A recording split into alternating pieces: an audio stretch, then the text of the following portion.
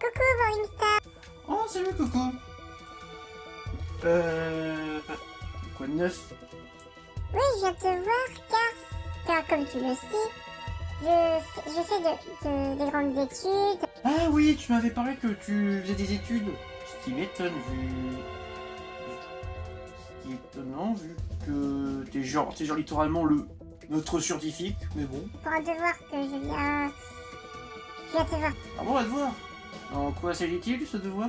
Un devoir de sciences économiques et sociales. En sciences éco. Ok, il s'agit de quoi comme type de devoir?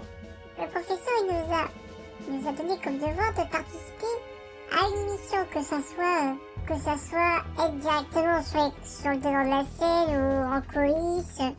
Frérot, c'est pas ici pour une émission connue. Ce clochard n'arrive à peine à faire 1000 vues, donc pour l'émission tu parles, ouais. Je peux te filer des adresses d'émissions connues, poteau. Ta gueule Richard, on t'a pas sonné toi. Et ça sera un plaisir de t'avoir dans l'émission. Ah tiens, tu vas justement présenter l'émission.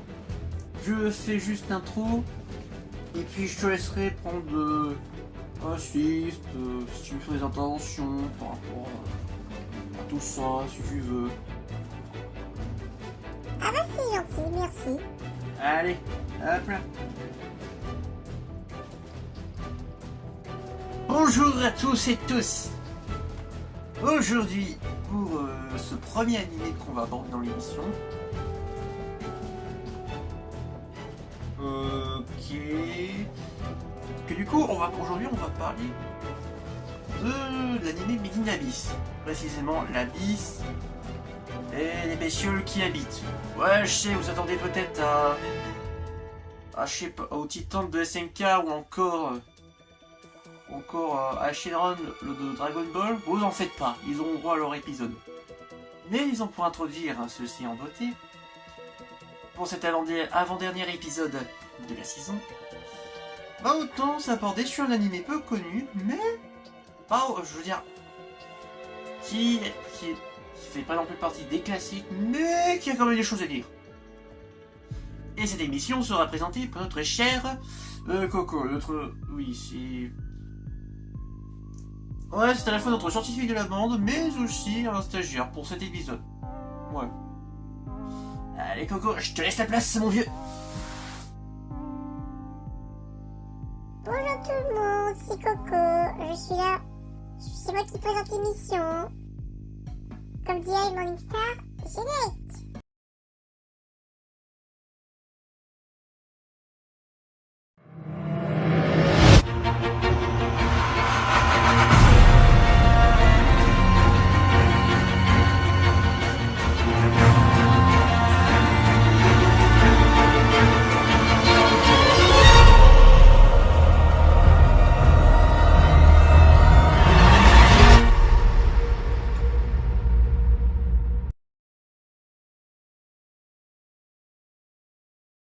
Made in Abyss est un animé adapté d'un manga paru en 11 tomes à l'heure actuelle. L'Abysse. L'Abysse est un lieu et le thème du manga. C'est une immense fosse qui contient les restes d'une ancienne civilisation dont les objets et autres restes sont convoités. Habité par diverses créatures adaptées aux conditions de vie rudes de l'Abysse, ainsi d'une malédiction, qu'on y reviendra plus tard. Alors, en vue du cas présent, la présentation des différentes créatures sera différente. 90% de ces créatures n'ont pas encore été identifiées, deviennent de plus en plus étranges au fond de l'Abysse. Ces créatures sont classées en 7 niveaux, selon leur dangerosité. Nous avons les insignifiants.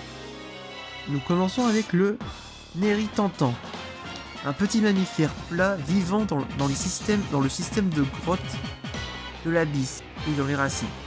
Pouvant se déformer et s'allonger, étant un frugivore, leur chair est délicieuse, et se regroupent et gonflent leur corps pour former un mur presque impénétrable comme protection face aux prédateurs. Puis nous avons les insignifiants, avec le Hamashirama, un poisson bizarre vivant dans la mer flottante de la 5e couche de l'Abysse. Se nourrissant des détritus des autres créatures, leur forme hors de l'eau ressemble un peu à une montgolfière, réputée pour leur chair sucrée et savoureuse, même si Ah, et même s'ils ont une sale gueule. Ensuite, les bec-marteaux. Des oiseaux vivant de la première jusqu'à la 4e couche. Ils vivent dans les zones peu profondes de l'abysse. Ils sont en grand nombre.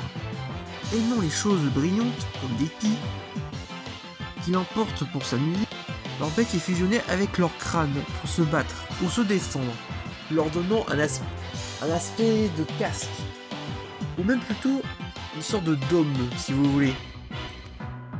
Si l'un d'entre eux est attaqué, toute la colonie ripostera face à l'attaquant, et profite des blessures pour attaquer l'ennemi.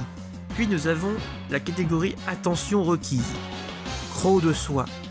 Un gros insecte rare de la couche 1 des abysses.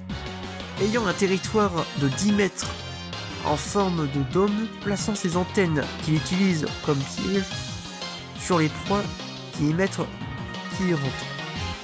Il est rapide et possédant un poison paralysant qu'il émet de sa bouche, plus des piqûres paralysantes. Il ne quitte jamais son dôme. Puis nous avons la catégorie sérieuse. Le pleureur de cadavres. Un grand oiseau de la seconde couche. Vivant précisément dans la forêt de la tentation. Un carnivore violent, il imite les sons de ses proies pour chasser. Il peut apprendre à partir d'animaux sociables les appels à l'aide de leurs proies. Créatures plutôt affectueuses vivant en colonie et élevant leurs petits ensemble. Elle leur apporte des proies vivantes pour les nourrir, avant de leur apprendre à voler. Ils sont puissants, qui peuvent emporter un humain. Puis nous avons le Autobass, une grande créature amphibie de la 2e couche à la lisière de la forêt inversée. Prédateur des lacs, des forêts, possédant une épaisse couche de graisse et de peau. Il est immangeable, mais avec soin et une préparation adéquate, seule de ces créatures peut nourrir 200 personnes. Puis nous avons la catégorie des mortels. Nous avons le Crimson Splittigio, un serpent géant écarlate carnivore vivant dans les falaises abruptes de la 3e couche. Surfant rapidement sur les courants d'air en ouvrant grand la bouche jusqu'aux couches supérieures pour chercher sa nourriture, plonge rarement plus bas. Il a des yeux résiduels et sans parler d'un palais ressemblant à des verrues sur sa mâchoire inférieure. Il possède également des organes sur la mâchoire capables de détecter le champ de force. Puis nous avons les absurdes. Le Amaranthine Deceptor. Un insecte de la 6e couche vivant dans une section si profonde de la fosse que leur existence n'est connue que de quelques rapports. Repéré aussi dans la 4e couche. Puis l'Orbe Piercer, un porc-épic géant avec un crâne ressemblant à un masque avec plusieurs troncs. Un herbivore principalement d'algues sur les plantes grimpantes, une créature capricieuse et défensive sur leur territoire, pouvant s'adonner à des comportements agressifs pour défendre leur territoire. Et puis enfin nous avons les extraordinaires, avec l'unique Turbéride Dragon, une créature vivant dans la 6e couche, une sorte de chevaux faisant de la taille d'un dinosaure avec un long cou et bouche en bec. 6 défenses en forme de croc sur sa mâchoire inférieure, des écailles venimeuses, lui servant également de carapace. Pour l'inspiration, l'auteur du manga Tsukishi s'est inspiré du jeu vidéo Cave Story de Daisuke Ayama, dont le scénario principal c'est un garçon qui se réveille amnésique dans une grotte, et de la grotte de Krubera en Géorgie, la caverne la plus profonde au monde, et des abysses en elle-même. Puisque dans l'œuvre et dans la réalité, on retrouve un environnement extrême où vivent des animaux qui se sont adaptés aux pressions abyssales par niveau. L'anime et les films, oui parce qu'il y a eu des films, sont réalisés par Masayuki Kojima et animé par le studio Kinema Citrus. Alors niveau histoire concernant ces créatures, depuis des millions d'années, ces créatures ont évolué pour survivre. On les aperçoit dans les moments où se passe dans l'abysse, et souvent les moments où nos héros sont en danger et risquent de crever. Les créatures de cette série, ils ont une vraie utilité, une fonction qui est de rappeler que, dans une œuvre de fiction, personne n'est forcément à l'abri.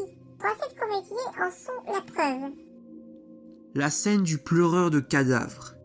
Nos héros avancent dans l'un des niveaux de l'abysse et tombent sur un pleureur de cadavres en train de dévorer un humain. Plusieurs choses sont à la fois perturbantes et paradoxales. Déjà, le décor. C'est un décor magnifique qui est si sublime, mais qui est à la fois le théâtre d'une scène horrible, qui est justement le symbole de la normalité de la mort dans ce lieu. Puis nous avons également l'apparence de la créature. Ici, c'est pas une créature affreuse, monstrueuse ou démoniaque. C'est plutôt une créature à l'aspect angélique, contrastant avec la scène atroce. Le fait qu'il imite la voix de sa proie, ça donne l'impression qu'il lui a volé sa voix, qu'il lui a inspiré son âme et qu'il s'approprie justement sa voix. J'ai très peur pour la suite des événements. Je sens le pire à venir. Ensuite, la scène de l'épine. Nos deux héros doivent échapper à un orbe pierceur et malheureusement, l'héroïne se prend une épine empoisonnée de l'orbe pierceur. Que déjà, on peut noter, la blessure, elle n'est pas prise à la légère, contrairement dans beaucoup de mangas où elle guérit d'un coup à la ceinture. Non, ici, les blessures ont des conséquences sur les événements. Que par exemple, si un perso a une main cassée, elle va pas se guérir du jour au lendemain, ça va lui prendre beaucoup de temps et qu'elle sera plus utilisable. C'est un exemple pour l'illustrer. Et de plus, on peut également noter que la vision altérée des couleurs, qui par le venin ne sert pas ici pour cacher la censure, non. Elle sert à accentuer la gravité de la situation que tu peux te dire. Ouais, le venin commence à sérieusement faire effet là, faut vraiment s'inquiéter sur ce coup-là. Plus au risque que le poisson se répande dans tout le corps et la tue, on doit amputer la main. Et couper une main, c'est pas facile. Et qu'en plus la douleur est bien présente, ça douille comme pas possible. Et en plus, sous le choc de la blessure, elle ne sent pas la douleur tout de suite à l'épine. Avant de douiller sec, mais comme pas possible. Et de plus, l'un des effets de la malédiction se produit, à savoir un saignement aux orifices, oreilles, nez et yeux. Justement, en parlant de cette malédiction, le dernier extrait est non seulement la démonstration de la malédiction en elle-même, mais aussi, si ce n'est la scène qui a traumatisé parmi tous les fans de l'anime, vous n'êtes pas prêts. Je préviens tout de suite, s'il y a des personnes sensibles en question, veuillez éviter ce passage et on se retrouve à ce timecode là. Qu'est-ce que tu fous, Coco? Désolée, mais... Non, c'est trop T'es sûr? Non, je veux vraiment pas voir le dernier truc, non. Tu sais que t'as déjà pu traiter des deux autres cas tout à l'heure. J'ai peur que ce soit un traumatisme total. Bon bah si tu veux. En tout cas, merci. Bah y a pas de quoi, Coco. Allez, vas-y, parce que là ça va vraiment être hard. Bye. Bon bah c'est moi qui reprends. Pour les autres, c'est parti. La scène de l'expérience. Contexte. On a Bombolt, un gars qui récolte des orphelins pour les amener dans l'abysse. Parmi tous ces orphelins, deux attirent notre attention. Déjà, nous avons Nanashi, une gamine solitaire, intelligente et puante. Non, elle est littéralement décrite comme ça dans l'anime. Et Mitty. Disons une fille vivante. Ouais. Qui, à la force des choses, deviennent meilleurs amis.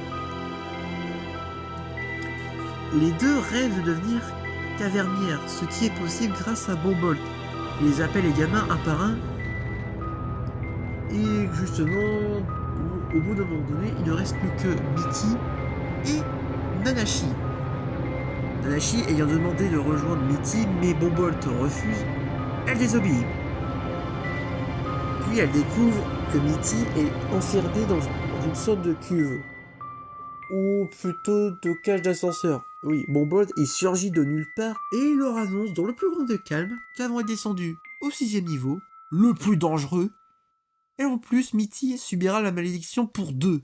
Puis les leviers et autres mécanismes font un vacarme assourdissant. Ils surpassent même, ils peuvent limite utiliser comme son jusqu'au fond de la grotte, où c'est le silence absolu, soit le calme avant la tempête. Sans parler de l'atmosphère à la fois calme, mais elle nous dit aussi qu'il y a quelque chose qui ne va pas, que c'est un endroit que personne ne doit aller. Seule la cabine est la seule source de lumière dans les ténèbres, qui masque ce qu'il y a autour d'eux, jusqu'à que...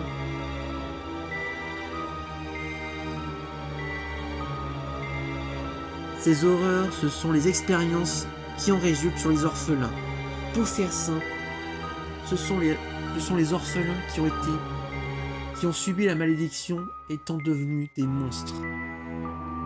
L'espoir qui a été présent chez Mitty et Nanashi ont été complètement pulvérisés. Et elles se rendent compte que ce n'était pas une sortie des enfers, au contraire. Elles ont plongé direct dans le tartare. Et puis, il les remonte. Et la malédiction fait effet sur Mitty.